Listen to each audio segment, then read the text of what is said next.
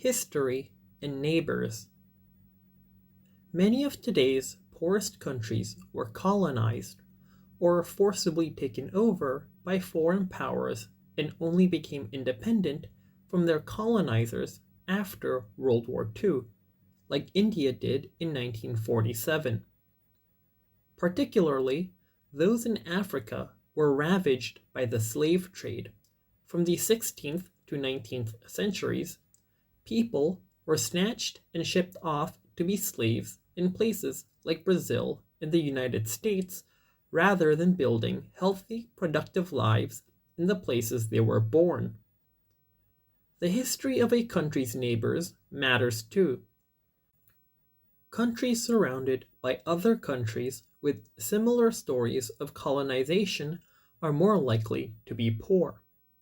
The opposite is also true. Countries surrounded by neighbors that were never colonized are less likely to be poor. And back to food. Economists have found a relationship between longer histories of more formal farming, think of rows and rows of wheat or peas and irrigation, and wealth today. In other words, more rows of wheat for a longer time mean a country's more likely today to be relatively better off. And by a longer time, I mean a really long time. People living in the Middle East began more formal farming as long as 11,000 years ago, and in Europe about 8,500 years ago. In sub-Saharan Africa, formal farming began only around 2,000 years ago. Ancient and more recent history aren't the only things that matter, but both influence how wealthy or poor countries are in the 21st century, the 2000s. Bad and good neighbors alike matter for more than just their history. Countries surrounded by relatively peaceful and stable neighbors are more likely to be peaceful and stable. Can you imagine what your neighborhood would feel like if all of your neighbors were always fighting with each other?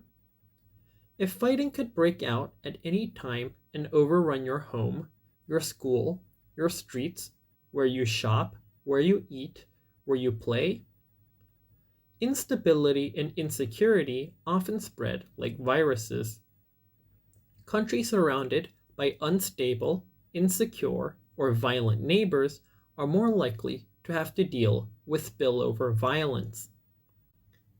Wars that start in one country can also affect another country, even if the violence itself isn't infectious.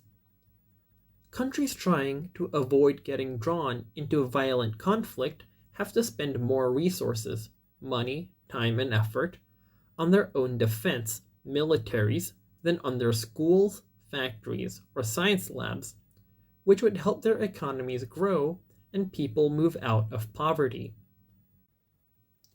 Refugees fleeing violence at home and seeking a safer haven in another country often need things like food, shelter, clean water, and clothes, all of which cost money, provided by their host country before international help arrives, and often even after it does. Countries with violent or unstable neighbors end up spending a lot of resources responding to one crisis after another and trying to stop the violence from spilling into their own land instead of planning and investing in a better future with more opportunities for their own people. During my trip to South Asia with my mom, one of the stops we made was in the state of Gujarat in India to visit with women who were involved in an organization called the Self-Employed Women's Association, SEWA. Created by Indian activist Ela Bhatt, SEWA helps poor women get the skills, support, and money they need to sustain and grow their own businesses. One of the unique things about SEWA is that it brings together Muslim and Hindu women in a part of the world where fighting between people from different religious backgrounds has cost countless lives, both between countries and within India. Today, Siwa has more than 1.9 million members. I remember arriving at a large tent and sitting down in the audience, surrounded by hundreds of women, all of us listening as Siwa women shared their stories with my mom. They spoke about their individual experiences and their collective story through Siwa. Women from all different backgrounds told us how they'd learned how much more they had in common than they'd first thought because of their different religions. Their support for each other gave them the confidence to stand up to bullying and harassment, and the relationships they built helped prevent violence between Hindus and Muslims because they saw each other as friends and real people, not only as representatives of different religions. The Siwa women also found they could earn more money when their communities weren't fighting with one another and when they worked together. I felt deeply honored and more than a little overwhelmed when I was introduced to the audience as a potential future member of Siwa.